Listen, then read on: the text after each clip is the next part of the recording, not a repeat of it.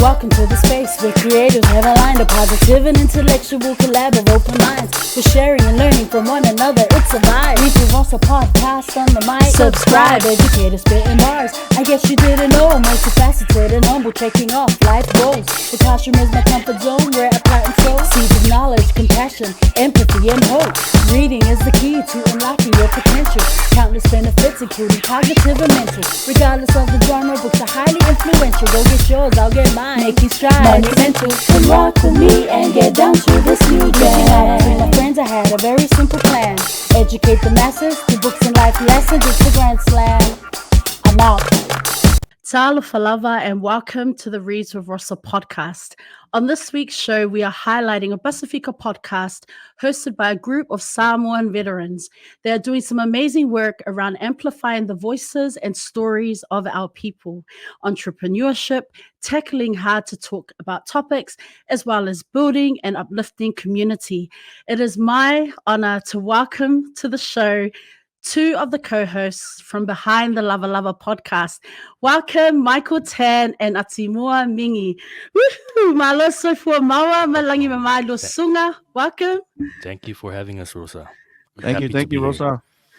I'm excited to have you guys here. I mean, I've seen what you've been doing out there in your communities, but just really, you guys are getting around the globe now. I'm excited to share your story. Before we get started, how are things in your part of the world? You're in different places right now? So far for me, I am in another part of the United States called Texas. And my co-host, Michael, is up in Utah. And yes, it's kind of a privilege and also a good, thing for to be in like different states, so to speak, because we have different views. We're not all in the same area. So I'm here in Texas, and the rest of the group are in Utah. We have a few other guys that are in Cali, specifically in Vegas or Nevada. That's Vegas in Nevada. You can cut that out if you want. Yeah. So You're all good. Sorry, go ahead, Michael. Yeah, so for me, I'm in Utah, and it just started snowing today in Utah. I went into work. It was clear. The weather was cool. And I came out of work, stepped into about 4 inches of snow. So that's what's happening here on my part of the world. I'm just slowly recovering from a cold or flu that's been going around here in Utah, but that's life. Before we get into it, I just would like to ask you to just introduce yourselves. I know that there's a group of you, but for you two who are here representing the crew, the squad from Behind the Lavalava Podcast, what villages are you from? Who are your people and communities? Go ahead, Michael, and then Ati. So I'm Michael Tan, born in Whangaalu in American Samoa. I'm from the village of Aua. I claim the village of Aua, which is Papapo'o. To go a little bit back, my grandfather, his name is Siliala A Tusialofa Solia. My grandmother is La'ai, and her maiden name is Seufata. So they're from the village of Falealupo Savai. And my grandparents from my dad's side, they're from Fujian, China. So I'm half Chinese, half Samoan. And my mom's name is Fatalilangi, and my dad's name is Hai, Hai. So my last name is Tan. So I'm learning as an adult to embrace both cultures, which I'm proud of both my cultures. I wish I learned more about my Chinese side, but it's unfortunate because I grew up in American Samoa.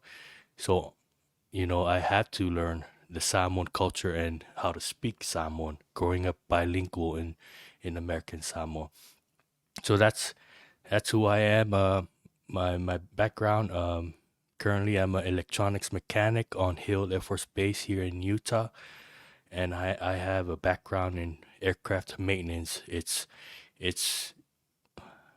my background when I was in the Marine Corps. I was fixing helicopters as an avionics technician in the Marine Corps. So now I currently just fix instruments for aircrafts. Um, but yeah, that's it. The podcast and the guys. Go ahead, me. Thank you, Uzo. Appreciate it, Rosa, for having us on your podcast. This is a very monumental moment in my podcast history too, because just having the opportunity to be interviewed, because we do interviews. Not usually it's not the other way around. So my name is Atimua Migi. My last name, it comes from the village of Sailili. I was born and raised in American Samoa. Uh, Both my parents are Samoan. My mom is from Upolu, Western Samoa, from the village of Lotofanga, and my dad is from Sailele in American Samoa. Interestingly, uh, my village of Sailele holds the record as of right now in terms of the amount or people in office, specifically the office of governor. Uh, right now, there was Tongyola, and now should say Uncle Lemanu P. Amonga. He's governor currently right now.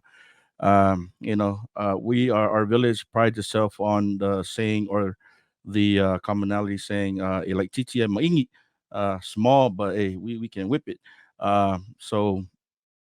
Growing up in Sailele was it was a very fond moment, considering that a lot of the stuff that we have today, a lot of the kids take for granted. Considering we didn't have the technology and all that stuff. So my young adult life, I joined the military like Michael Tan, and I joined the Navy. And I was a corpsman, so I provided a lot of the medical services to the Marines, i.e., Mr. Tan and a majority of our podcast members. Uh, not them specifically, but the branch itself in general. So majority of my time was in the medical field. Uh, Currently today, as I'm speaking, I am a stay-at-home dad, which I'm very proud of. On the side, I do Ubering. I'm an Uber driver. I just started that about a month ago, and it's pretty rewarding having to meet different people. And from my experiences on the podcast, I kind of do interviews as I'm driving a lot of the people around, and which is definitely rewarding, especially here being here in El Paso, Texas. Um, I I don't know how we ended up here, but this is where because my wife is in the military, and this is a branch or this is one of the bases in the army here in El Paso, Texas. So we're here. Aside from that, I also do life insurance on the side. I help a lot of other folks to try to, um, carve through the concepts of life insurance. um, I have my hands in a little bit of everything. I'm a dad at first. I have two wonderful kids. My son, who is 2 years old, and then my daughter, which is 10 months years old. And I love it, and I really appreciate that I'm here. And thank you for the question. So, a group of veterans, I mean, how did you all meet? You've kind of mentioned things here and there, like you're all friends, you're all mates. Like, how did you come together to make this podcast? Whose brilliant idea was it to get everyone together for this? I'll throw that out there, and either of you can jump in and answer that question. So I guess I'll take the credit, because even though I don't want to take the credit, the guys will still address it. But the idea started mainly because mental health, especially men's mental health, it was very important to me.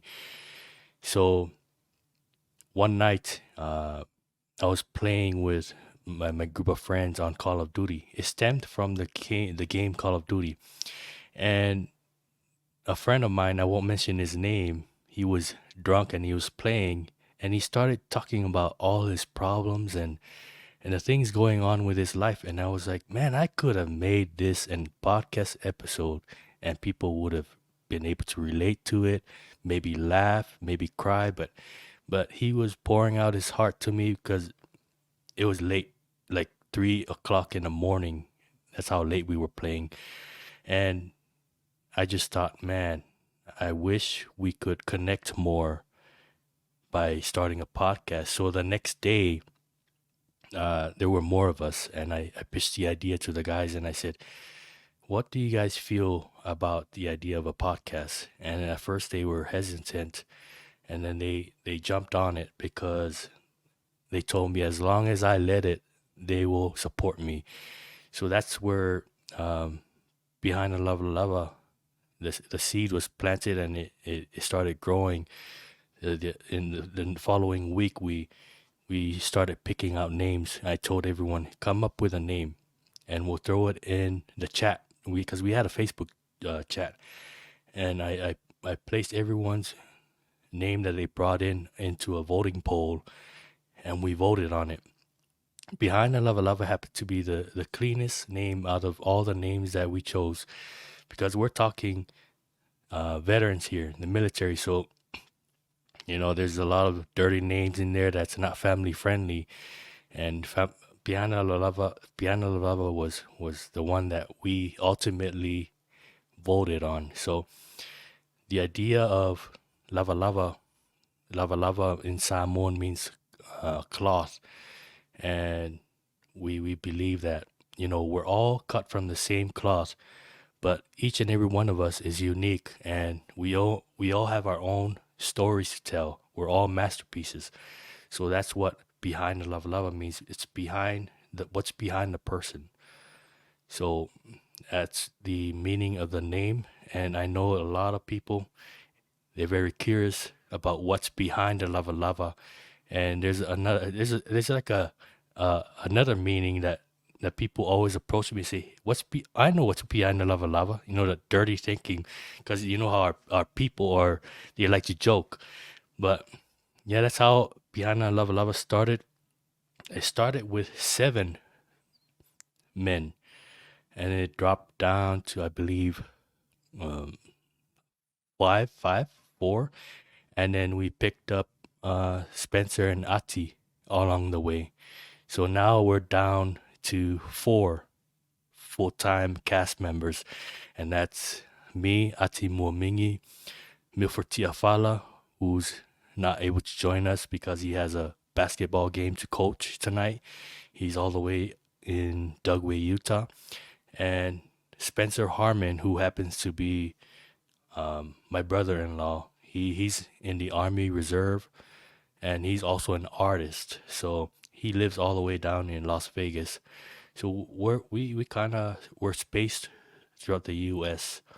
And I'm glad that we're able to do this remotely with our podcast. I just want to say much props to Michael because when they initially started and first watched a few episodes, I was very engaging and I was like very intrigued too as well, because one of the topics that I shared with Mike was the issue of citizenship in American Samoa, and how that topic is kind of a main concern of a push and pull within our community here, and especially within the outer region of American Samoa per se. Um, Specifically that he was the one that reached out to me, and I was reluctant, but I'm more of a stay at home and stay out of the limelight type of guy. So I would say Michael Tan kind of brought me out of my shell a little bit, and I appreciate that also. Um, and yeah, when I joined the podcast midway, I it was very engaging, and we kind of helped form it to the business that it is today. Because behind Lava Lava, we are a full fledged business as of today, and I'm proud of being here and being a member of Behind the Lava Lava. Yeah, so Ati didn't join midway. He joined towards the beginning because the guys started falling out toward the second or third month.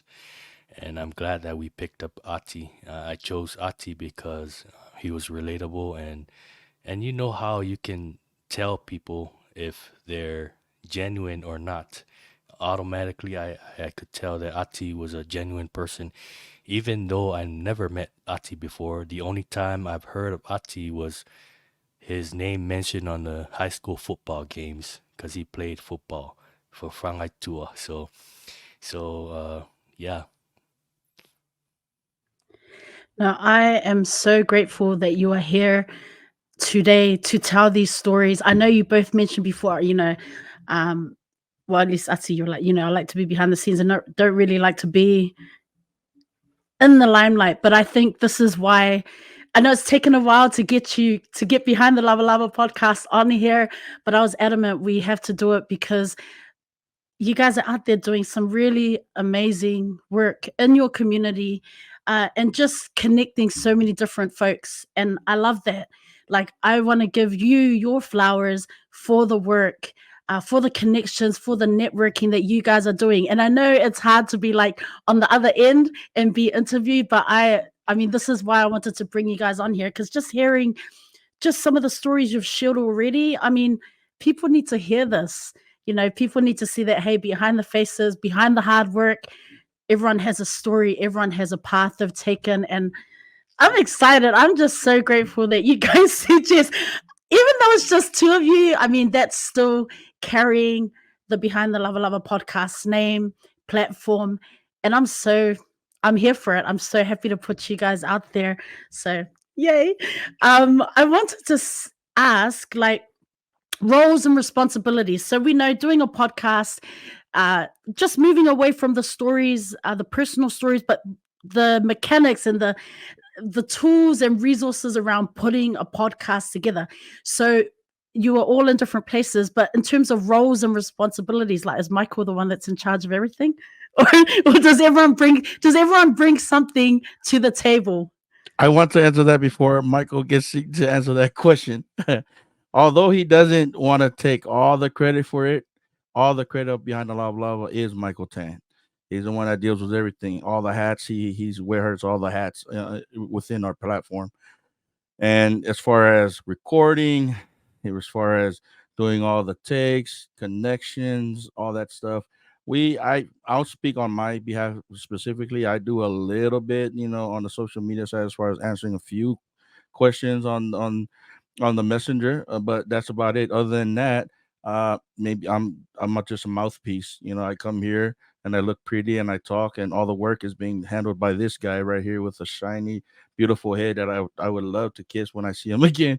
But yeah, the Tan, he's the one that does all the work.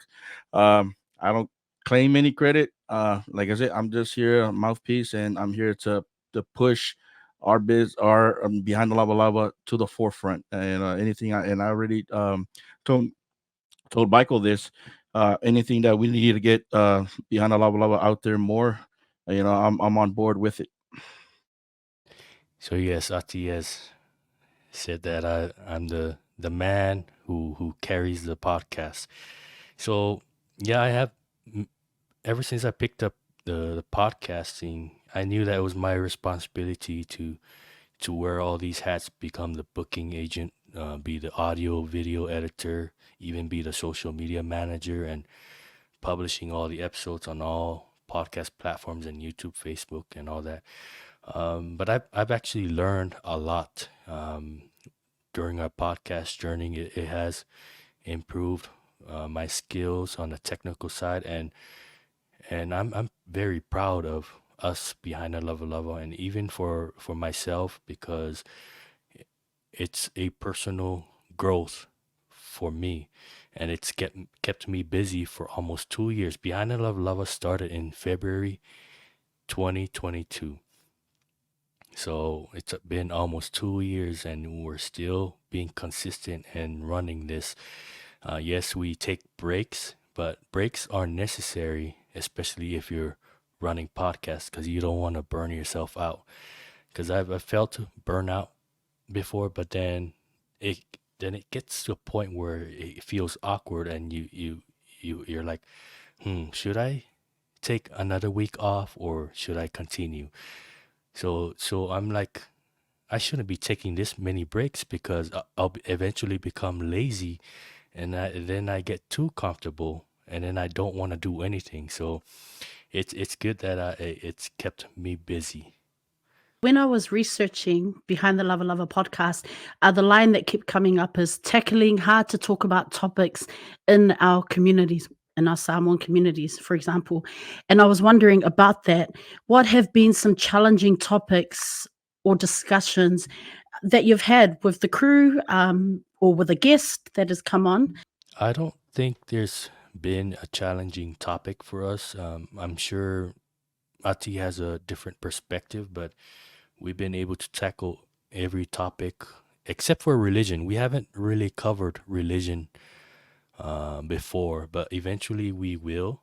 We just haven't covered religion as much as we should. We talked here a little bit here and there, but all the topics, it's pretty much been easy because at least one of us would be open about something, and that'll start a conversation. We talk about domestic violence, sexual abuse, men's mental health, fatherhood, and a lot of the topics that surround us every day. So for me, it hasn't been difficult, mainly because I'm very open on our platform, especially for on my mental health. Yeah, I'm in the lines as well. A lot of the topics we did tackle. I would say we didn't really research into them. We kind of just went ahead full steam based off our knowledge, and I think that's how we kind of tackled every topic was just based off of our own knowledge, and that kind of brings an authentic approach to podcast because people would love to hear your own experiences instead of just like researching and whatnot. So that's one of the takes that we took. Some of the topics that we did talk about was kind of like heavy for me per se because um necessarily like for me I wouldn't really want to talk a lot about things that are affecting like because this is like I don't want other races to look into it and then see, oh, this is the issues that's going on with Samoans and Polynesians or Tangata, Maoli and stuff like that. But it's good, and I've come to find out the realization that it is good and open on an open spectrum to talk about, so that way, hey, other so that way our listeners they listen into and now time comes to find out we're not we have a broad range of listeners. It's not specifically our own peoples, and that's good to know because now hey we're getting our culture out there, we're getting our name out there, we're getting our issues out there, and it comes to find out that hey we kind of like the,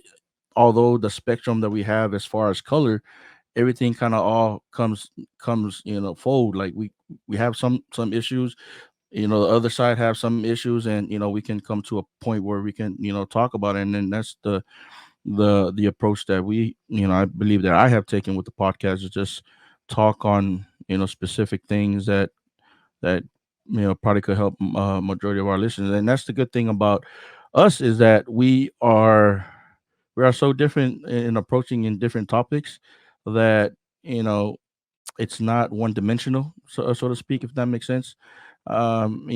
Somebody's is funny. We have a funny guy. Somebody is a serious guy. Somebody is at the same time level headed, and that's what's great about our hosts, our cast is that we're not really one dimensional. We're different in our own aspect, and I think that's what made I think continuing in the topics is made it fairly easy for us to talk about. Yeah, and then the secret to our podcasting is there's not really a secret because ours is really unscripted. We don't really follow an outline. The only time we really follow a little bit of an outline is when we interview people for their businesses. Like we have a set of questions to ask them, but when we talk about topics, our conversations are not outlined. We're just going with the flow. Yeah, this is a question for you, Michael, because Ati just mentioned just the reach of the podcast. So for you, Michael, I was wondering, since you do all the tech stuff, the editing and all that, then you must look at the stats, right? You must look at the analytical stuff, right? And that surely that inform. I mean, does that inform the content that you're putting out there, or the length of the content you're putting out there, that kind of stuff? So I've learned from the beginning that the stats, it doesn't phase me anymore. I don't look at it anymore, mainly because an episode that I would post a year ago would suddenly, the listeners would start listening to it. So stats don't really matter for me in podcasting, mainly because our podcast is value based. What value do we provide our listeners? Even if one individual gets something from our one episode, then we've done our job as podcasters putting out our content. So we started off with like 20 total listeners on the podcast, and now we've grown to the hundreds now every month for all across the podcast platforms. And for social media, we've never, we look at the views, but never really track it, because I know that people are actually listening to are the podcast platforms. The Facebook and TikToks don't really matter to me, because I'm already past the stage for statistics on podcasting. But I know where our listeners are coming from. They're coming from America, Samoa, the U.S., mostly the western side of the U.S. They're coming from Australia, New Zealand, and just little countries that shows up that people are listening. So we know that people are listening, and it's not only our Pacific Island people, because white people and black people reach out to us on our content, and they say, oh, that's relatable in our culture too. So yeah, it's very broad, and we're glad that our content is being put out there. I'm the same. Like, I barely have time to post across social media, so I'm not the analytics and things. I just don't look at it, because, like you said, my whole thing is, if it reaches two people, then my job is done. And it's hard enough, like, trying to post on the different platform. I mean, it's struggle city, man. I'm still learning how to edit. Like, you said before, Michael, always learning. You've learned so much in the nearly 2 years that you've been doing this. Same for me here. Like, what you are saying, what both of you are saying, like, it resonates with me, like, hard out, because I'm just trying to get these people out there. I'm trying to give my guests their flowers. And I think what I really wanted you guys on here is because, I want people, like, it's cool to hear that you're getting listeners from New Zealand and Australia. I want my followers to see, hey, check out this podcast, man. Check out the brothers, see what these amazing veterans are doing. Like, it's important. Like, we need to be uplifting and putting you guys out there. So I hope that even if it's 1 or 2 followers or listeners that come from this, connection right now, this collab, like, that's what is most important. Like, I just want people to see, there is this.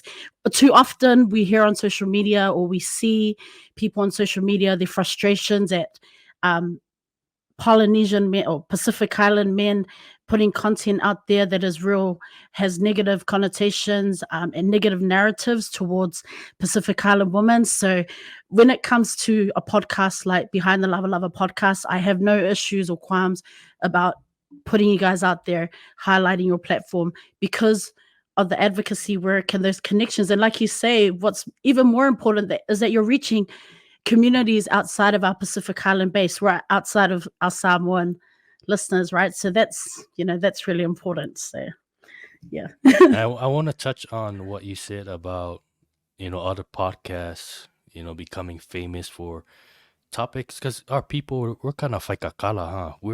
When we see a topic, especially men bashing on women, we kind of lean towards the bad things and the things that makes people curious, basically. But I know for our show, we are authentic in our approach, mainly because we're fathers, we're husbands, we're brothers, and we're sons, and we keep that in mind, especially the way that we're raised in the Samoan culture. Yes, we have cast members who were raised here in the U.S., But the same thing applies to them. They show the fa'aloalo, the Samoan way, because they were taught fa'aloalo.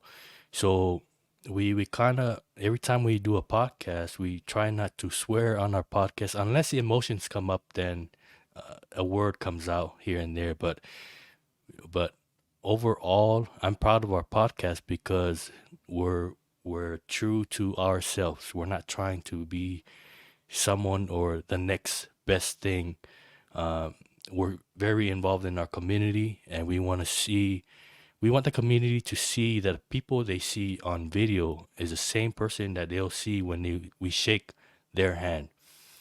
So that's basically what we were all about. As you mentioned, upbringing and our culture and our language and, your identity and the people that you're carrying, the name that you carry with you, even through the podcast. I was wondering, in terms of your own families, how are you keeping, culture and language alive within your own families as fathers, as sons, as brothers? In what ways are you able to kind of like maintain that or stay connected? That is one of the questions that I've always had in my mind before I had kids. How am I gonna raise my kids? Am I gonna raise them up fapalangi? Am I gonna raise them up fasamoa? Am I gonna raise them a little bit of mixture? And I would say today I am in the depths of mixing.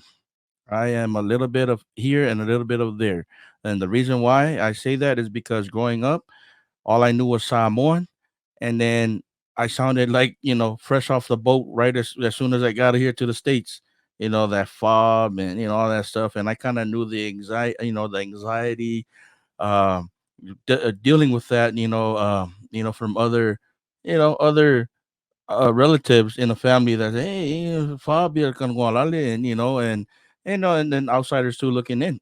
um, so having that, I made the decision like, a foundation in Samoan Fa'aloalo is key in my household. And that is one of the things that I'm paramount is, I have a 2-year-old son, 10-month-year-old daughter. They're still not at the age yet, where they'll start grasping, but right now they're watching a lot of the Miss Rachel. I don't know if you know Miss Rachel, but it's a big okay. So Miss Rachel is this Palangi lady or white lady and she does a lot of the learning, and it was just pretty good, and I would recommend it. But so that's the initial stage, just to start speaking, learning language, movements, and stuff like that. But as far as every day, I'm speaking Samoan to them. Nganganga fa Samoa. I try to say, hey, sau ngofo leai, specific words, keywords, so that way they can sense the our nganganga or the sound of Samoan. So that's one of the things that I'm kind of figuring out still right now because they're still young, but I've had it in my mindset that it's going to be bilingual, and accept that we're not always going to be here for them, and in the future it's the future, and that's where the future is. Samoan is going to be the primary language. Secondary language is going to be English, of course, because we are U.S. territory, and that U.S. Monologue in the front explains why we need to learn English. And but at the same time, I paramount the respect for Alualo, and that's what I'm going to teach my younglings as they grow up. So for me, parenting is very difficult because now that we're in the US, we kind of have to adapt the way that we teach our kids, mainly because we don't like the way that we grew up in American Samoa, especially when it comes to disciplining our kids, right? So we come to the US, we kind of pick up things from our friends of other ethnicities, mainly our white friends, right? And then we start to question our own culture. We start to question the way that we were taught Fasamoa, especially when it comes to disciplining our kids. you start to think, is spanking my kids the right way or is it the wrong way? So I have two daughters, a 9-year-old and 7-year-old, and for you, Ati, don't wait too long on finding a way to discipline your kids because they will grow up fast and soon they'll be out of your house. Because I can't believe my kids are already this grown. It just seems like a few years ago they were babies, but um, my wife mainly handles the teaching of our kids. So my wife, born in America Samoa, she was adopted and she grew up in Bryce Canyon, Utah, or Tropic, Utah. And she grew up around Palangis, right? So most of her upbringing was kind of like the Palangi upbringing. And I come in with a Samoan upbringing and we kind of bash our heads together to see who's right. And usually I give in because I want my kids to have a better life. I want them to be better than me because I'm still at that stage where um, if the kids don't do what I say, then I'll start yelling and start spanking them.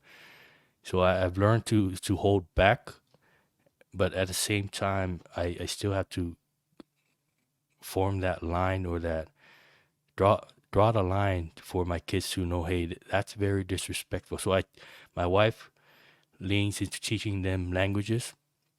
My kids know Mandarin because they go to a Chinese immersion school. But then when we go to church, we go to a Samoan ward. That's where they learn the Samoan aspect of the Samoan culture because we don't practice a lot of Samoan in our house, mainly because it's difficult when you like that saying, it takes a village to raise a kid. So if the village is full Samoan, the kid will learn and grow up Samoa. But if there's no village around that kid to pick up another culture, then they're ultimately it's what they learn from school. It's what they learn from their friends and peers and what their teacher teaches them. So we're at the mercy of the school system and what they're teaching, but it's ultimately up to the parents to teach them the values and try to incorporate, the values and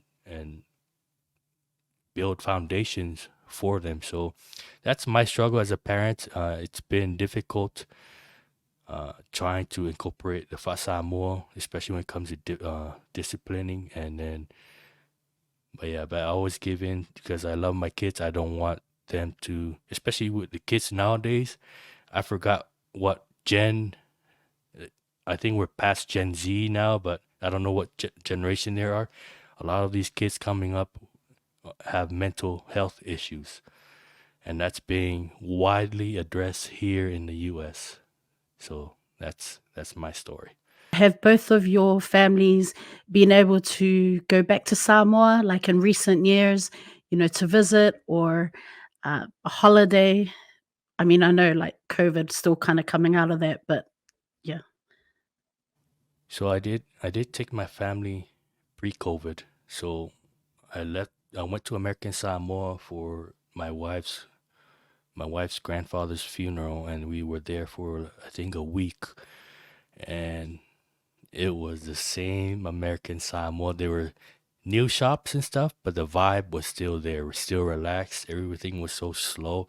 To me, it felt like a slow-mo movie going back there because here in the US, everything's fast and you can't get used to that 25 miles per hour that you have to drive around the island in America Samoa. Over here in Utah, you drive up to 80.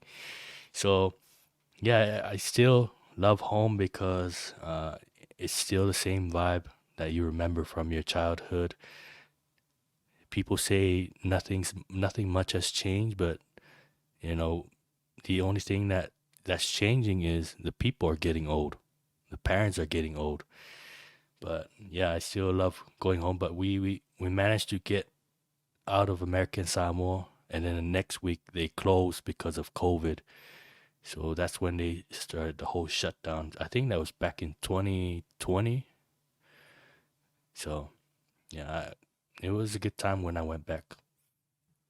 Just real quick before Atsi jumps in, uh, It's so funny how you mentioned the slow driving. Like I went to American Samoa for the first time ever in 2017. It was my uncle's funeral. So I went with my dad. I couldn't believe I'm not really a runner. Like, trust me, I'm not a runner.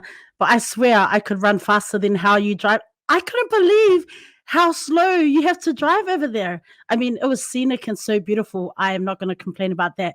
But I just keep thinking, I know I can run faster than this truck. Okay, that's all. It's funny how you both mentioned that the reason why you guys had to go back was because of Fa'alavilavi.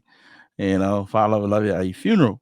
Somebody passed away, and surprisingly, that's majority of all the reasons why we go back home is because of either a Fa'alavilavi, somebody passed away, somebody got married, something, within those lines. It's not so much for vacation. So anyhow, um, I before the babies came because 2021 and 2023, uh, we have not planned anything yet as far as to go back home as a family. But when I did go back home pre-COVID, I can tell you the same pothole that I left back in 2008 is the same pothole that's still there, and that's surprising because come on, man. We're like at like 2020, what 19, and this the same pothole still there. Oh my goodness! And at the same time, a lot of the life back home is still the same, 25 miles per hour. I think that's where the life is over there. Still 25 miles per hour. And I tell you what, I love it because it's true to what American Samoa or Samoa is. That's we don't want to rush too much. We don't want to slow down so slow that we don't catch up. But that I love that because for me, when I go back home to relax away from the conundrums of city life, the conundrums of everything that's going on, speeding around here. Oh my good, like just the mental health aspect of it is just crazy. But when you go back home, you feel relaxed, you feel relieved aside from when you go try to buy stuff and it takes long for them to slide your card and then like what?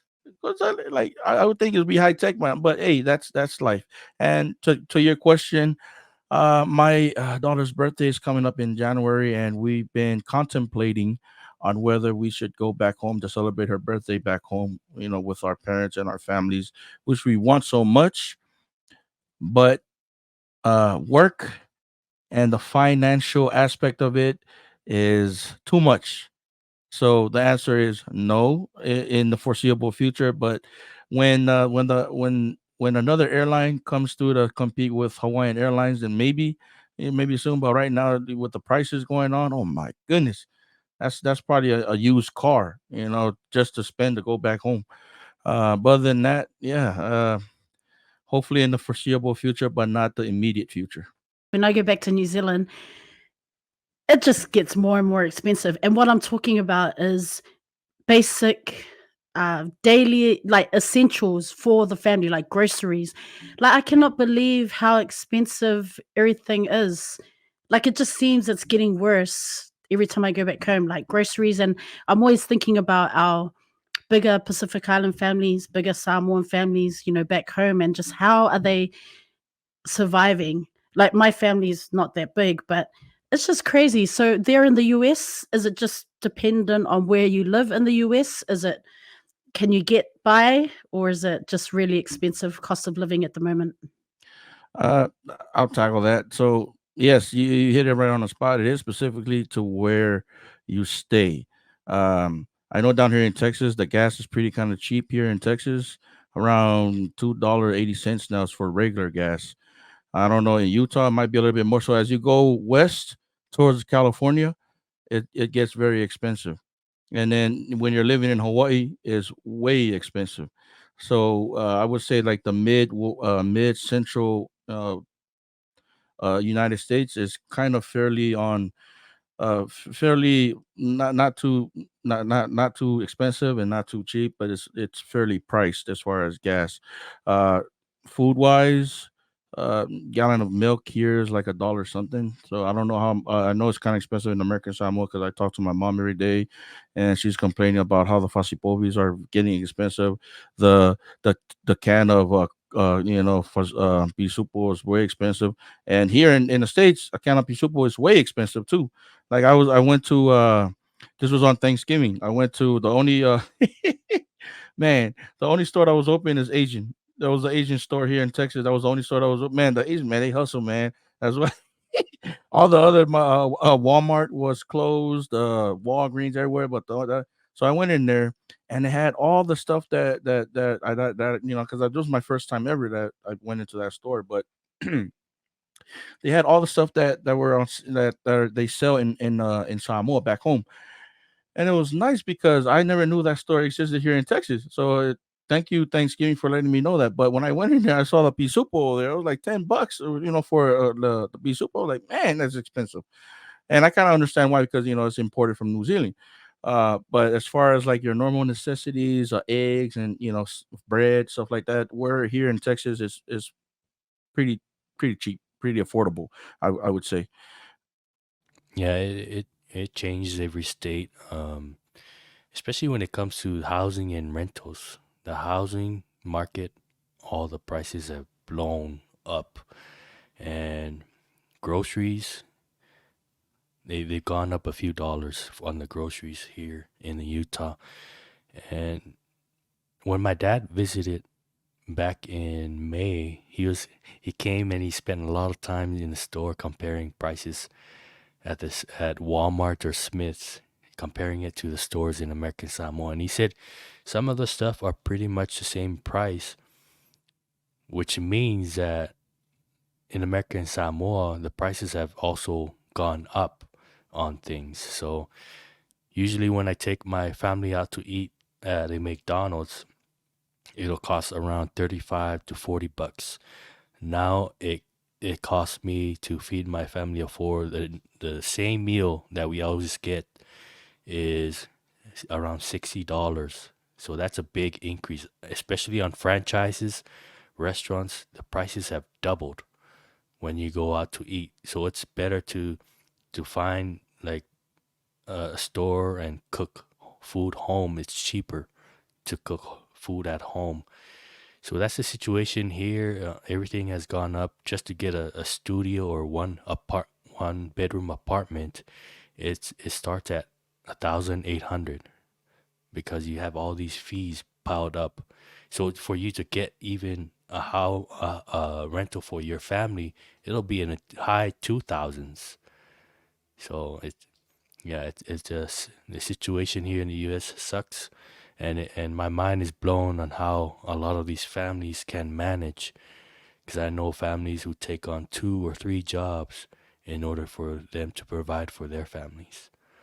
Michael, earlier this year, you and Milford, you appeared on ABC4 Utah to talk about your podcast. I mean, I was like, what? I was blown away. Like, tell us about that experience, like being on such a huge platform.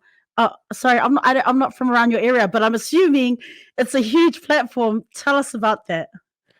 So yes, ABC4 is one of the main big news stations here in Utah.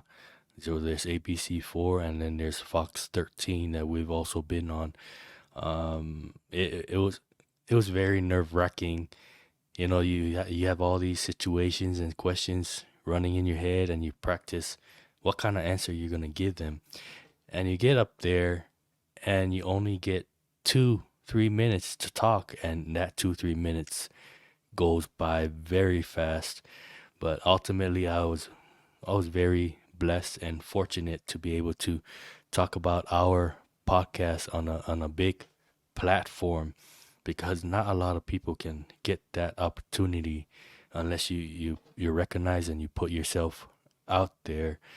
And yeah, we've done it a few times now, especially when we ran our veterans dinner, but I can never get used to the feeling. It's very nerve wracking. I don't know how people can do it, because me, before podcasting, I'm on the far end spectrum of being an introvert. When I picked up an introvert, I got out of my comfort zone, and now I'm on the opposite side which I had to be an extrovert now, but still be myself. So it's very hard to kind of balance who I am out in public. Um, but yeah, it was a great experience, and I'm glad we were able to get highlighted. I just want to say I thought you guys did a great job. And like you said, you've done it several times now, but like even in that 2-3 minutes, you got out a lot of important information. Like I was just like, oh, this is so cool. I was so Yeah, that it's was funny just awesome because to see you guys. it's funny because you think it was a lot. It's a lot of information that's important, but it wasn't what we wanted to put out. But I'm glad that you thought it was the important information. But I wanted to be a little bit more in depth on a lot of the details. But I guess when the public sees it, they'll at least get a main idea of what the podcast is all about. I also think it's about planting that seed. Like a seed was planted for real. A seed was planted. You also happen to get Matai watches in there. We'll talk about that in a bit. But that in itself, I was like, oh, look at the brothers planting the seeds. Okay, that's what's up. I wanted to ask. You mentioned before business. Let's talk about the business. Well, let's talk about Behind the Lavalava and entrepreneurship. That is a huge part of your platform as well. Man, yeah. You had a segment Behind the Lavalava Business Spotlight, a platform for business and nonprofits. It's about getting out the stories of regular people. How is it going? How's it going? So we won't talk about Matai watches yet, but when we picked up being authorized reseller of Matai watches, that's when we started as a business, and that was a year ago last month. That when we partnered up with Matai, but when we became a business, I wanted to learn the in and outs of being a business, and that's when I started joining groups here in Utah, poly groups that were in businesses.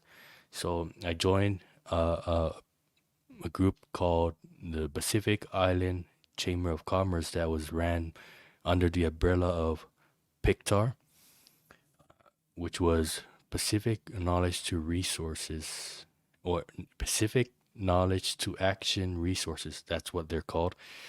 And they ran this chamber, and I went to one of their events, and I got interested in learning more about businesses and try to be better in promoting the watches. So I went to the first event that I went to was a media event where they got all the news station people, podcasters together, and they formed a panel and they talked.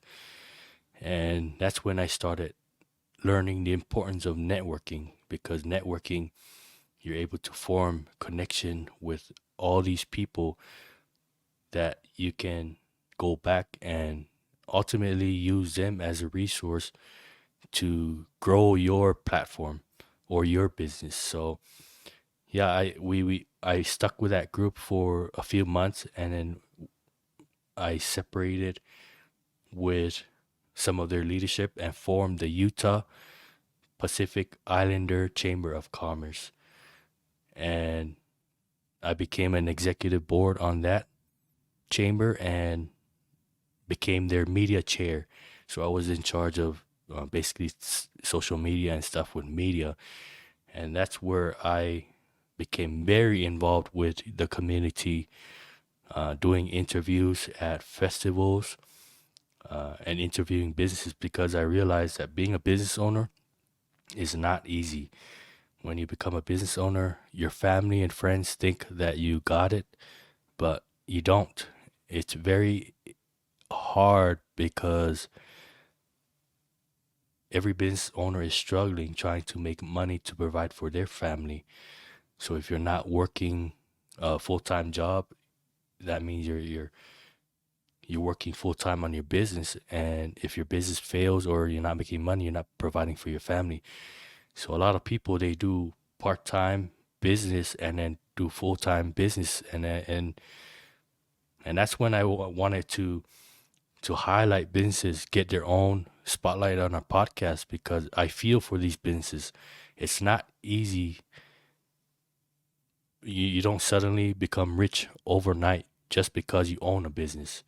Yeah, you still have to hustle, work twice as hard than working under someone. The whole model of the business is entrepreneurs and business owners are the same as us individuals. Their stories need to be told, just like the person next to you. We all go through similar struggles, but our audience and our listeners, they can learn something and become, maybe along the line, become business owners themselves. So we want to highlight business owners because of their hard work and their perseverance and resilience in trying to start something by themselves. I can relate to what these businesses are going through, and it's perfect that this platform that we've established, so that way these businesses can be highlighted. I personally know the difficulties of running a business because you have to start from, this is pretty much your baby, and you try to grow your baby, and then you go through all these difficulties depending on what type of business you're in. When I started a service business back in Hawaii. It was a janitorial company, and I grew that company up to commercial cleaning and general cleaning, and all that stuff. But a lot of the stuff that I had to go through were just, I couldn't reach out to anybody, because I didn't know who to talk to. So a lot of my resources were just YouTube, figuring out on things on Google and whatnot. And that was the hard thing. One of the hardest things was not having a voice. So being the platform that we are, and the idea that Tan brought up, so that way we could have a business highlight to highlight all these businesses that they to have a voice, have a platform to at least engage the community that may not have heard about them, considering our platform is also in the rise as well. We feel that that's part of our drive, our goal, our mission and vision is to encompass and empower our community folks, especially here in Utah. I can't speak per se here in Texas because I don't really engage with a lot of the community here because there's a limited amount of folks here in Utah. We have a big a Polynesian group up in Utah. So here in Texas, the majority I'm in a small little area where there's not really a Polynesian community here because this is just like a transition spot for military. Um, but understanding that there's a need, and I think we kind of made that as an option. So a lot of these businesses do have that voice, and if they are listening, more than welcome. Hit up our our social media accounts and just let us know, and we'll book you a spot.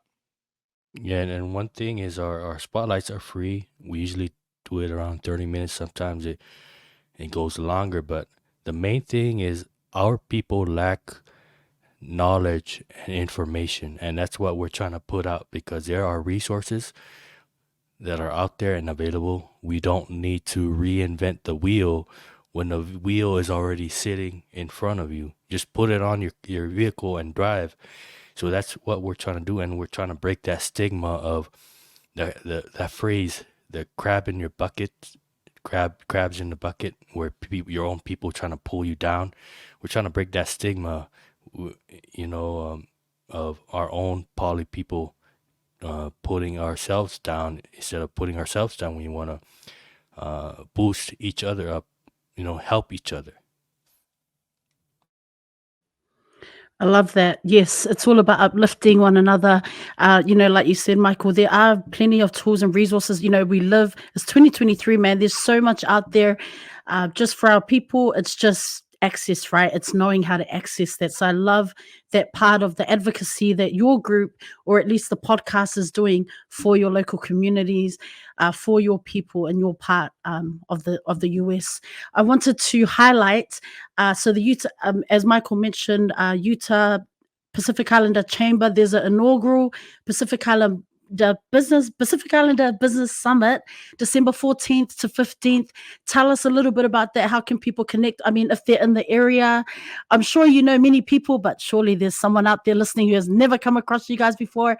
Help us out. Drop some info for us, please. Go ahead.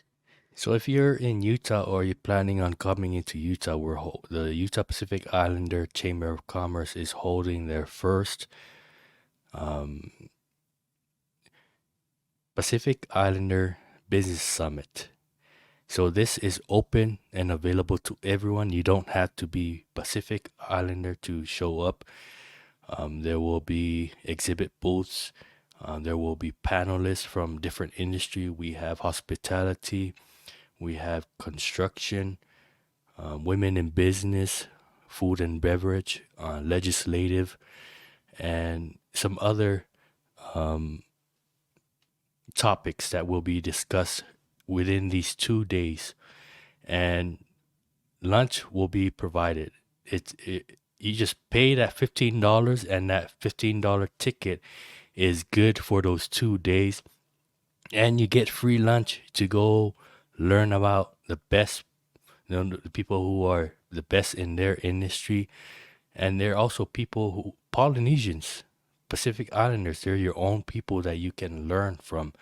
And we will also have, people from outside who are not Pacific Islander, but, we want the best in the industry to learn from. If the information is not available, we'll make it available. So we'll have workshops, food, entertainment, and exhibit booths where you can go shop and support Pasifika businesses who will be there. And that'll be at the Zions Bank Corporation Technology Center in Midvale, Utah. And for more information, just contact the Utah Pacific Islander Chamber of Commerce, which is, for the website, it's upichamber.org. So that'll be the website where you can go register and get yourself a ticket. It'll be a great event because this is for our people to celebrate businesses and to uplift each other in business. Free food, guys. Free food. Highlight.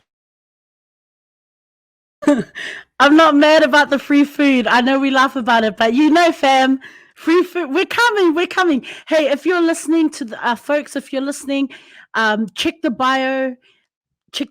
We'll have all this information. You'll be able to get in, register. If you live outside the US, but you have family in Utah, and you know that, hey, this would be something really beneficial and useful for them, just to go to a space where important knowledge is being shared by and for us. Please get in touch with your fam in Utah, get them connected, check the bio. Not only will you be able to connect with Behind the Lavalava Podcast, but also with oh my God, let me scroll. Oh yeah, okay, Utah Pacific Islander Chamber of Commerce. Yes. Okay, we're good. So check the bio, fam. Now I want to bring it right back to how the business started, how the business side of Behind the Lavalava Podcast, like how that came about. So I want to bring up Matai Watches. Matai Watches, a Pacific watch brand that is based out in Sydney, Australia. Shout out to Andrew Louis, Nick Williams, and the team.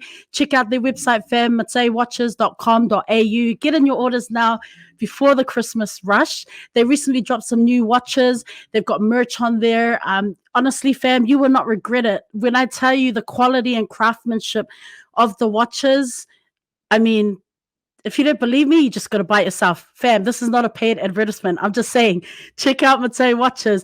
I just want to say quickly before I hand it over to the guys to talk about it, is that I have a watch and I'm one of those people, when I walk, I bang my hand on stuff all the time.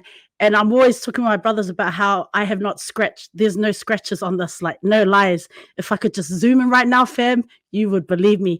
Anyways, back to the boys, back to the fam from Behind the Lavalava Podcast. As you mentioned, Michael, it's just been over a year. I think it was late November. It's been just over a year where you've teamed up with Matai Watches. Congratulations on this partnership.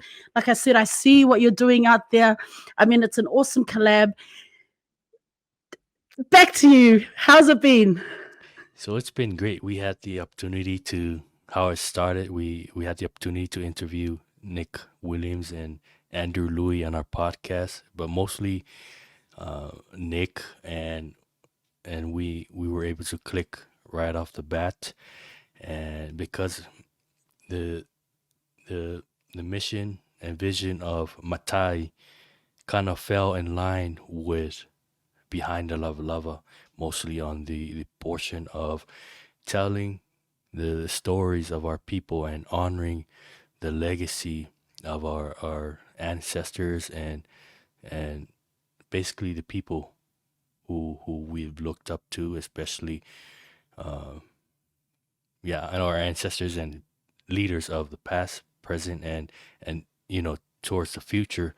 And yeah, we teamed up with Matai, and it has been a journey, and for me, I've quite enjoyed the journey because I was able to make a lot of connections, especially when I go out and promote these watches.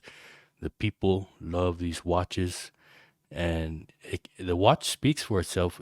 Basically sells itself when people see the watch because it's the people's watch. Um, but yeah, we Matai has been a blessing to our show. It's given us a lot more purpose than just being a podcast. It was a shadow of a doubt when we had the opportunity to interview Nick, and we kind of like automatically, hey, this is something that we want to grow together because they're a new business. And although we weren't kind of a steady, like we haven't really became a business, as soon as we partnered up with them, we wanted to take it to the legal side of things and started to be a we need to look at this thing as far as a business, going into the future. If we want to expand, this is something that we need to do. And so we decided upon that, and we all agreed that we're not going to we're not looking for profits, we're looking for expansion, we're looking for growth, not only to grow alongside Nick and his company in Matai watches, but also for ourselves. So our initial purchase, we put together our personal funds, and we purchased our first few watches from them. And since then we've been on our side, been trying to push that out there to get the watches out there, and so far it's been a blessing. um Ted, of course, is the one that's dealing with all that stuff. I only dealt a little bit, in the beginning, but as far as everything else, hey, the helm is to the guy here. But as far as working with my Thai watches, I resonate with what Tan is saying. It's been a blessing, because you know from our personal talks, they've gave us another platform too, because our voice now echoes on that side of the world, and not only here in the states.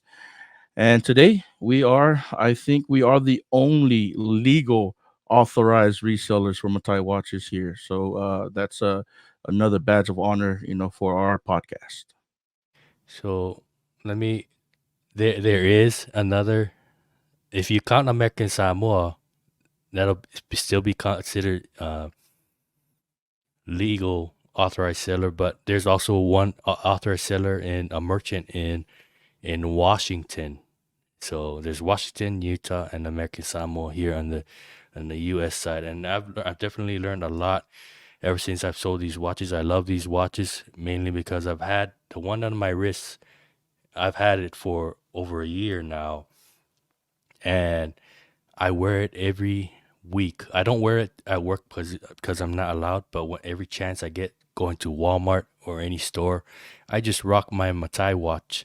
So for those who are saving their watch, thinking that the watch collecting dust in their drawer or somewhere in their house, don't hide your watch. Bring it out and show the people your amazing watch, because my watch is still shiny and look, it's so cool. It's about to blind our viewers, but yeah, the watch will last long. It's good quality, and yeah, it'll give you some. It'll up your style.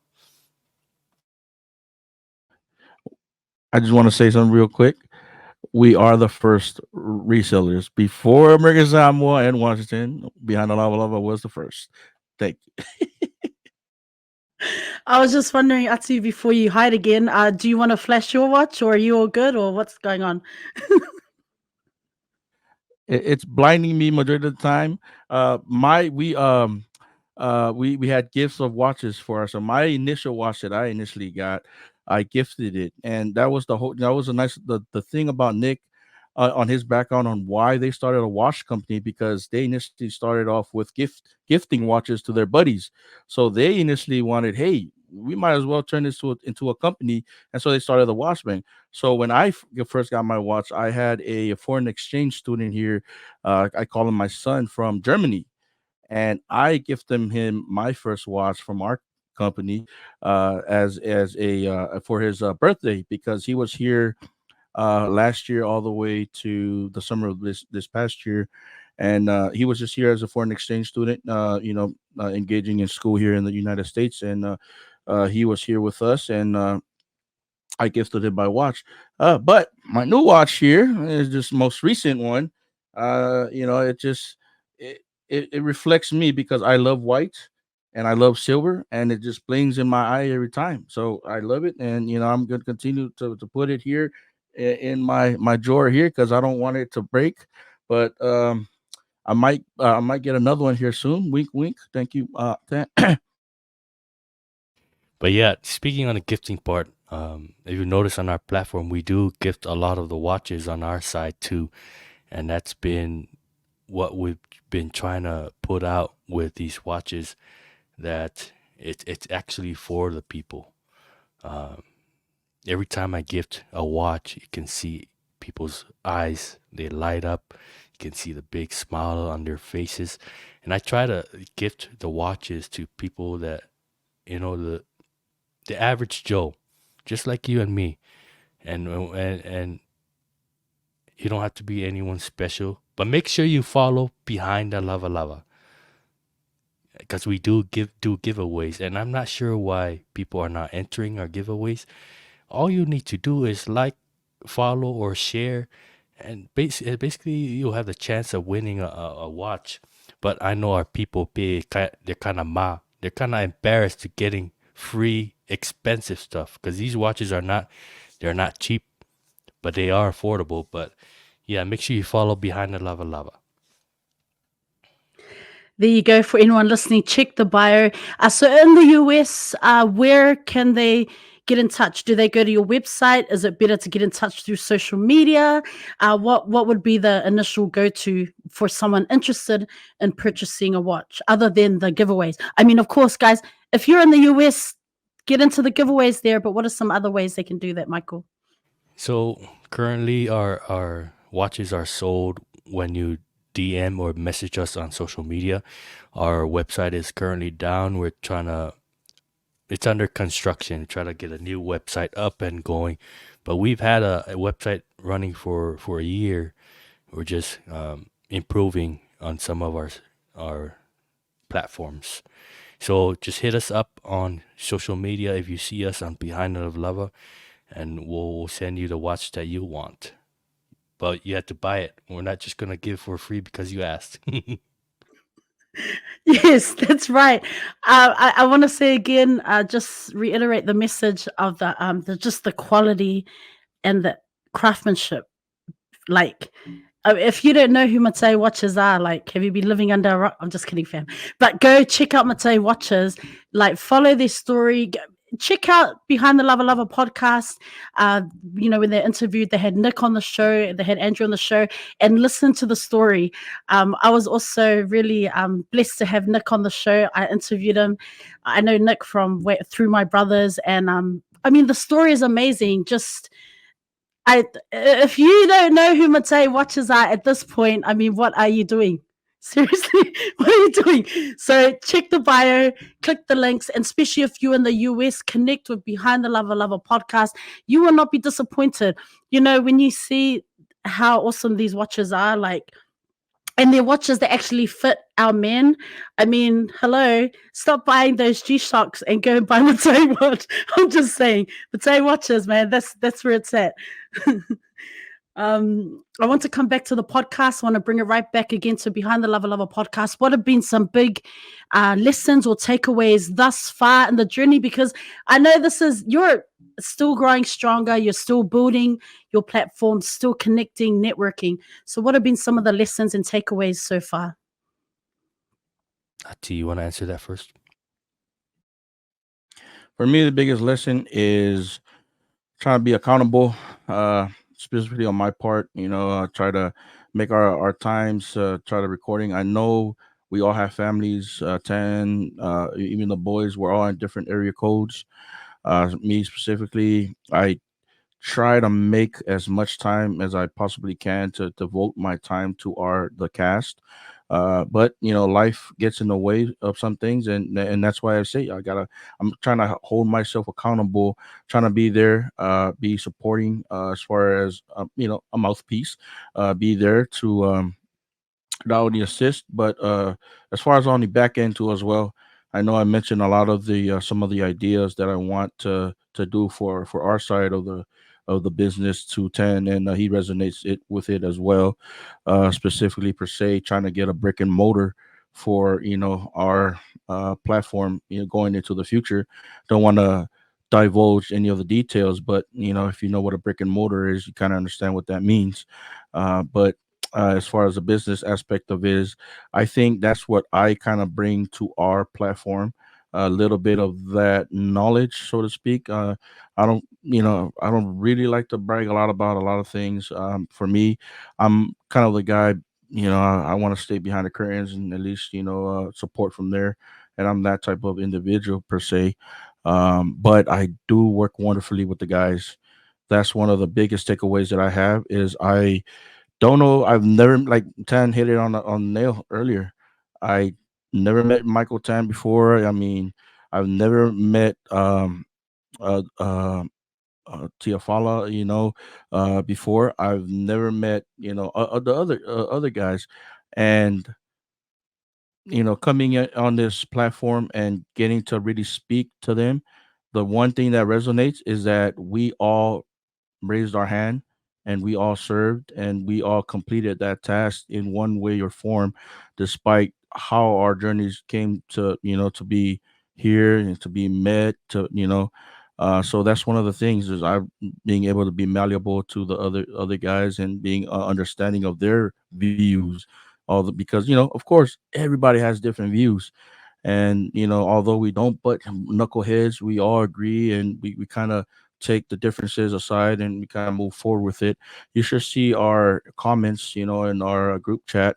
We go back and forth, on a lot of things, and we try to meet a lot of the demands of the podcast, so to speak. But like my hats off to Tan. He's our president. The leader of our tip of the spear, so to speak.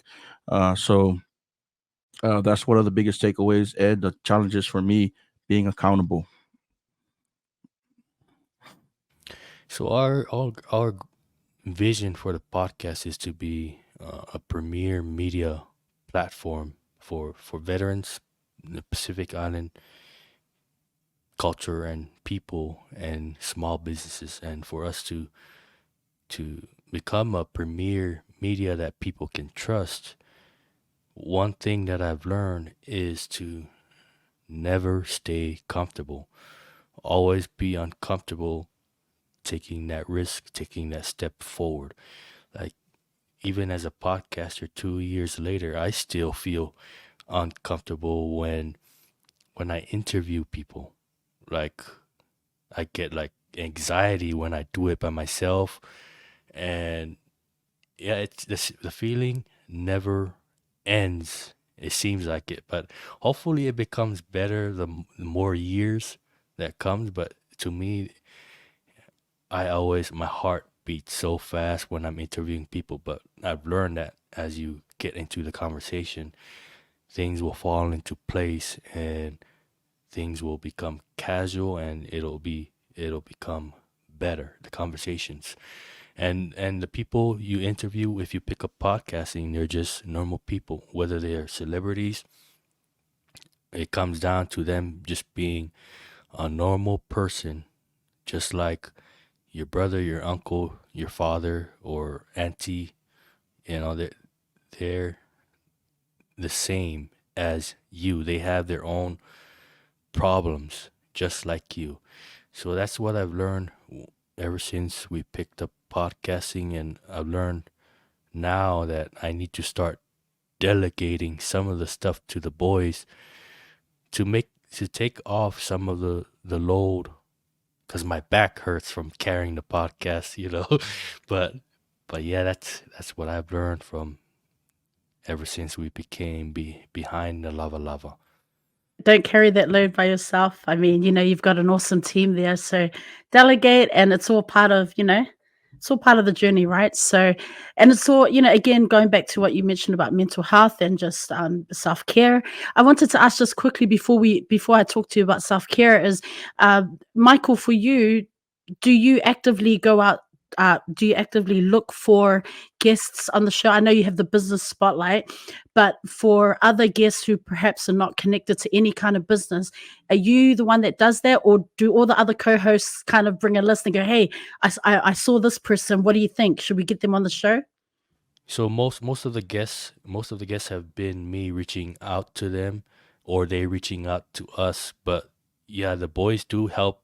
They bring in some guests, but it's mostly me reaching out and trying to book people.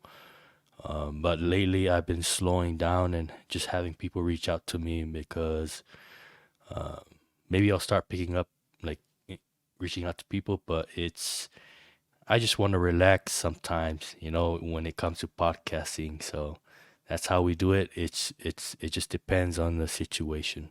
I have a wait list of people reaching out to me to get interviewed, but I just don't have the time to interview everyone when we're in the busy seasons. Doing a podcast is not easy, even though, I mean, even for me, I do it on my own, but even to listen to your stories that you have both shared today, and what you're saying, Michael, yeah, like, even having a group of people, it's still hard work, man. Like, everyone still brings something unique to the podcast, as you mentioned, Ati, right at the beginning. But it's hard work. Sometimes you just need to have a breather. Sometimes it can be super overwhelming. So, on that note, I want to talk about self care. Like, you are both fathers, uh, sons, as you mentioned, veterans. How do you take care of yourself so that you can turn up 100% for your family, for your loved ones, and for your communities? So for me, basically right now, I and this will probably a future guest on our podcast. So there's a program called Wounded Warrior program, and it's for veterans, and it's actually free to sign up if you're a veteran out there. I had the opportunity of attending a program called the Odyssey program in Utah, and the program was all paid for through the Wounded Warrior program. It was all paid for. My flight from here in Texas going to Utah was all paid for. The food was all there, and it was from Monday of this week to the first today, the Friday. It was a week long, about 5 days. And I had the opportunity to meet other 15 other warriors, and were all veterans, and kind of going through the struggles, kind of understanding what they're going through. And one of the points that one of the veterans put out was he loved being there with all the other veterans because it took time for him to get out of his house to reset, rest, and then go back out there to deal with the real life world issues. And that's where I was. And when he said that, it kind of resonated with me because I kind of stepped out from, here, um the monotonous and the whole uh criteria of the fatherhood and all that stuff. And it was kind of like I wanted to be somewhere where I can just recharge, reset, and that program really helped me out because throughout the whole week we were able to talk about things. We were, relate. It was pretty much like a retreat, and it was they have odysseys for women. They have odysseys for different criteria like a LGBTQ in with it with veteran community, but specifically for this one, it was an all male Odyssey, and we did a lot of great stuff. We did archery, we did some wall climbing, we did some ice skating and stuff like that up in Utah, and it was a nice one. It was in Parkway, Utah, and it was kind of up in the mountains, isolated, and it was just a experience. And the reason why in that question and you asking, this is type of stuff that I want to do just to get away, reset, and so that way when I come back, hey, I could be more of a father. You know, my mental health, my mental state of mind is there, considering the stuff, the things, the issues that we had gone through while in service. And it's such a great opportunity, and stuff like that are things that I look forward to doing. Some of the stuff that I do on the side too is, hey, I go out and I golf, just to try to reset my mind, be out there, enjoying the breeze, enjoying the golf with your buddies, and then just trying to reset and then come back and, hey, uh, get into the hustle and bustle of fatherhood. Because as Michael alluded to earlier, it's it's not easy being a parent, especially with you know being a father per se. And there's no blueprint to becoming a father. There's no blueprint to becoming a parent. There's no blueprint to becoming a mom. So it's kind of one of those things where we're learning as we're going, and it's still something that I'm continuing to learn each and every day. Yeah, I'm still trying to find that balance, but the more I think about it, the balance is kind of hard to acquire because when you do more of something, you have to sacrifice the other thing. So my self-care used to be gaming, but when I picked up podcasting, I stopped gaming and focused solely on podcasting and my other roles, especially with the Utah Pacific Islander Chamber, my role there as a media chair, and then my full-time job as an electronics mechanic, because my full-time job still comes priority because it provides for my family. The podcasting and my other roles, they're just passions. They don't bring anything to to to benefit my family yet. But yeah, one of the things that I do is right now is just whenever I get the chance, I just watch anime. When I'm not with spending time with family, I watch anime. During those periods that I find calmness, one of those periods that I find calmness is on the car when I'm driving to and back work.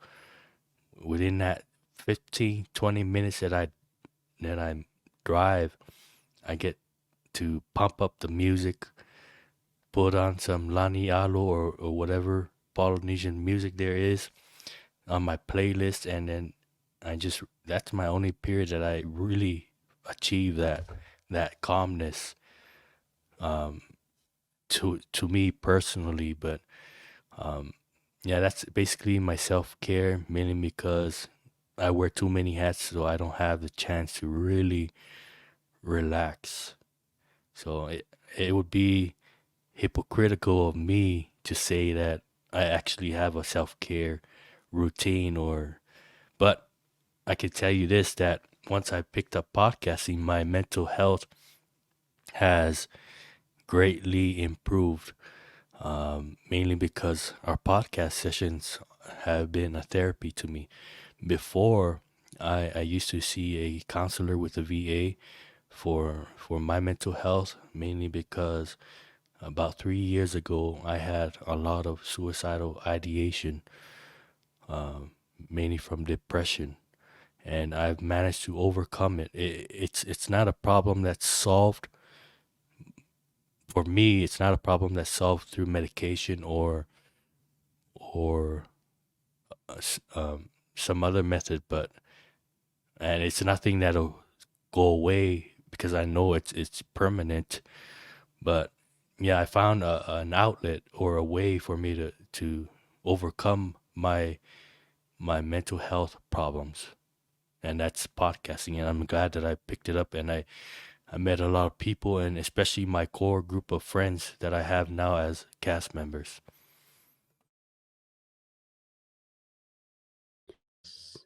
Just on the you mentioned therapy there, Michael. Are there services? I mean, Ati, you might be able to answer this. You've mentioned some programs that you've been a part of, but for Pacific Island veterans specifically, are there support services available, or is it more general for all veterans? Like, are there support networks there? Have you been able to start something through the podcast in terms of connecting with other Samoan or Pacific Island veterans? Honestly, specifically for veterans, there is a wealth of programs that's out there that's provided by the VA. There's private companies that do it, like the Wounded Warrior program, that provide these services. The issue is a lot of our veterans, and even the veterans that I came across this week, Odyssey, a lot of them didn't know about the benefits that they have. That they don't know these. They don't receive um, a lot of these news and a lot of these events because a lot of them just they don't really care so much for social media. They don't really care so much for phones. I had a guy, we were trying to take pictures and he didn't even want to be in a picture because he just didn't want his. It's just guys like that, and a lot of these guys they don't know that these are their programs out there now, specifically for non-veterans. I don't know of any groups that are helping. I do not. I am not aware of any groups specifically for our Pasifika men, our Polynesian groups. I am not aware of any. Um, there is that there, and there's a void there, and I think it needs to be addressed. I don't know how it could be addressed. I know one way is possibly creating a space where we can talk about, i.e., podcasts. But specifically per se, for our non-veterans, I have no idea, Rosa. But as far as for veterans, the programs are out there. It's just though I don't know how we could get it to them, but I know what I just started. I just started a group chat with the folks that I gone through, and these are some of the veterans that don't really want to talk and don't really, and I kind of personally have their numbers now, and I talk to them on the side, and that's one of my biggest things that I really want to do.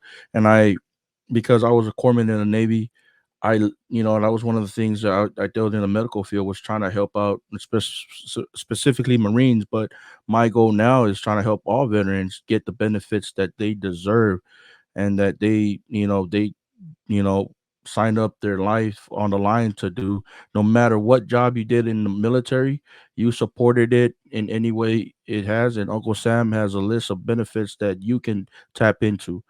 uh, don't be a silent warrior. You know, if you need help, reach out. Go to your local VA. As far as our non-veteran civilians, tap to your somebody, your close friend, a close relative that you can trust, and open up to them, pour to them all your needs, all your struggles, because your voice is guaranteed. Your voice is still important. You're still needed. So that's my biggest thing right now. But as far as that, there's nothing, and I hope that but by us talking about it, that it plants a seed for all others that are listening to at least create that space. Yeah, I don't know of any veteran group, but I do know of um, organizations that offer these kind of support groups here in Utah. And I know the I Love You Bro project by Joe Tuyaana, he recently formed a free men's support group um, called Courage to Bro. And you can find him on Facebook. And it's ran by Joe Tuiaana. They run it every Tuesday starting at 7:30. And another program is Kava Talks. And they discuss domestic violence and some other mental health issues.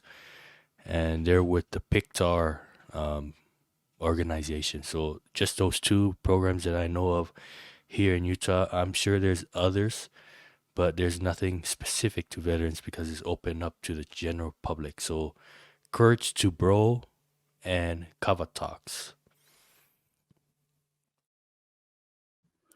And if you're tuning in, fam, if you're tuning in and you know someone who would benefit from the support or even just talanoa with the brothers here, check the bio. We'll have the websites. We'll have hopefully some information there that you can connect and pass on to your loved ones or just to people who you know will benefit from this.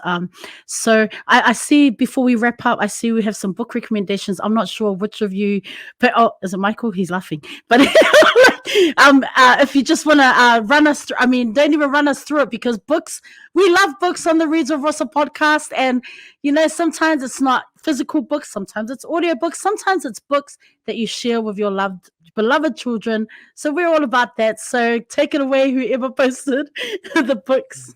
So let me tell you this, Rosa. The people who recommended those 4 books are not here.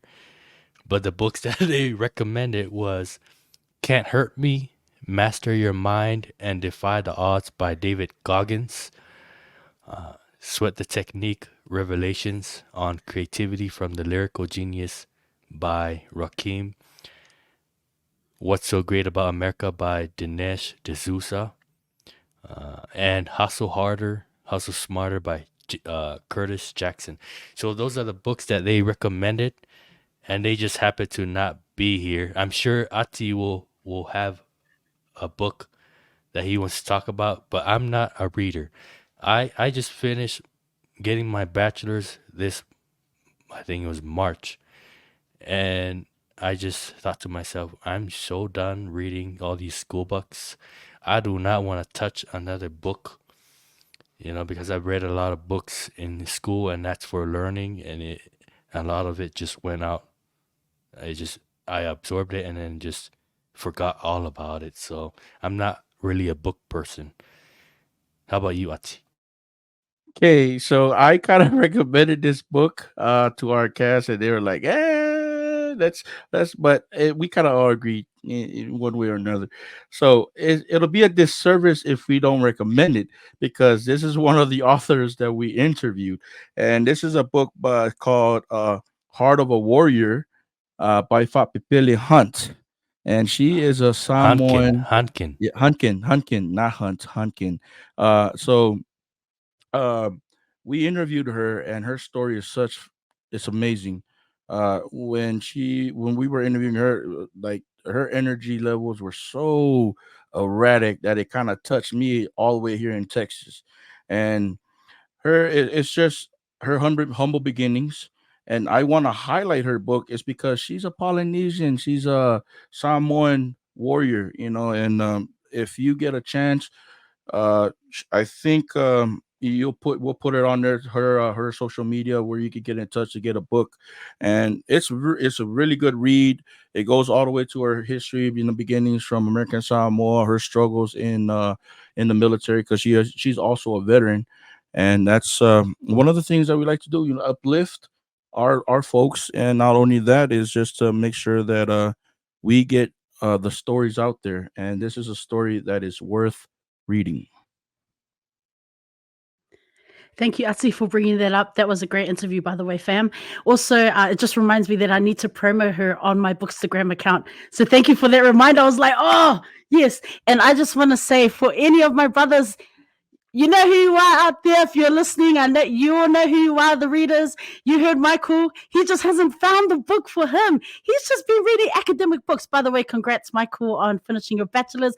But I know some of my brothers that are listening to this are like, yeah, we got you, bro. So if any of you have a good book that has got nothing to do with academic life and you want to hit a brother up, Behind the Lavalava Podcast. Send a message to Michael. Said, I know you just haven't found the right book. I'm just saying. That is it. I'm just saying. So thank you guys. Thank you. And shout out to the co-hosts who couldn't be here, Behind the Lavalava Podcast, for your book recommendations. We love a good book and an audiobook. Audiobook for when you drive, Michael, just saying. I don't know if you're a fan of Trevor Noah. Like, if you're not a fan of Trevor Noah, like, where have you been? Trevor Noah, listen to the audiobook. Like, if you love his comedy, you got to listen. I've read the book, but listen to the book because you can hear the comedy come through. And he's just got some all-around good stories. So I would say have a listen to that and then come back to me. And if I was wrong, then you'll be the first, because everyone I've recommended that to, all the guys, they're like, yo, this book was, it was so dope. I'm like, yeah. So let me know, Michael, just challenging you there, putting that in your, putting that there for you, just saying. Okay, look, I've kept you both on here longer than I expected, but, again, there's been so much value in the stories and experiences that you have both shared today, not just your personal journeys and stories, but most importantly as well is just the platform of Behind the Lavalava Podcast. Like I said, this was about giving your team the flowers that you deserve. And I'm sure people giving you your flowers all the time. Well, I hope they are. But I just want people to know, hey, check out this podcast. Here are some veterans out there doing amazing work, uplifting folks, sharing stories, talking about those hard topics, which our communities don't really talk about. So, as we wrap up the show, I just want to say to both of you, keep going, to your team, keep going, keep striving, keep thriving, keep pushing your platform out there. I'm so here to see it, and I'm looking forward to seeing what's to come for the rest of 2023. We're in December now, but also 2024. Like, I know you probably can't talk about projects and things like that, and that's okay, because I know that there's more to come from Behind the Lavalava Podcast. Fam, check the bio. Check out the work that this team is doing out in the communities. Connect if you know someone that will benefit from the connections that they have and the work that they're doing. Get on board, family. Connect with them on social media. So I just want to hand it back over to you two. Either one can go first, just to, share some final words of encouragement or some words of motivation for our listeners, for our viewers. And yeah, just to wrap up the show. Biggest thing is not be ashamed of who you are. Live out your life. Life is short. Continue to do things that are positive in the world, and like what Mike was saying, because continue to be uncomfortable, so that way you could know where your issues are and then move forward from them. I know Tan will put this out there too as well, but I just want to shout out to our sponsors in Behind the Lavalava, specifically Matai Watches, and the our sponsors for the generous support they have given us throughout this ride that we're going through until now. I want to say thank you to you, Rosa, for having me on your space. Want to say to all your listeners, connect to Reads with Rosa. She is an awesome host. Blast. Thank you for having me. I really appreciate it. And just big fatai te lava to you, Rosa, for allowing us to come onto your platform and share our story. I actually enjoy it when other people invite us to talk on their platform, because we're tired of inviting people to talk on ours, and it's a good change of pace and scenery for us when we get invited to tell our story. And a shout out to Milford Tiafala and Spencer Harmon, who aren't here, and also to my main ride or die, my wife, because she basically runs everything, the show. without her, I wouldn't be able to do a lot of things that I'm doing right now, because the men might be the head, but ultimately the women are the neck, right? And the neck controls where the direction of the head. So yeah, shout out to my wife. I want to thank her for everything, and yeah, mainly to team Matai, Ainga Matai, and yeah, just hit us up if you, the listeners, need anything, or you want to also be highlighted on our show, or you're welcome to come on to our show also. And there's one thing that I want to leave the listeners with is basically to know your worth in everything that you do. Everyone will go through that, what's called an imposter syndrome, where you think that you are not good enough at doing something. But I dare you to take that step and be brave in doing it, because you'll know and you'll realize that you are better than what you think you are, because the worst enemy to yourself is actually yourself. So yeah, go out there, get your flowers, like Rosa said. Yeah, always take that chance, because the worst thing is to regret that you didn't take the opportunity to shine, or take the opportunity to get to basically improve yourself, and to get better things for you. So that's my message for tonight. And again, thank you, Rosa, for having us.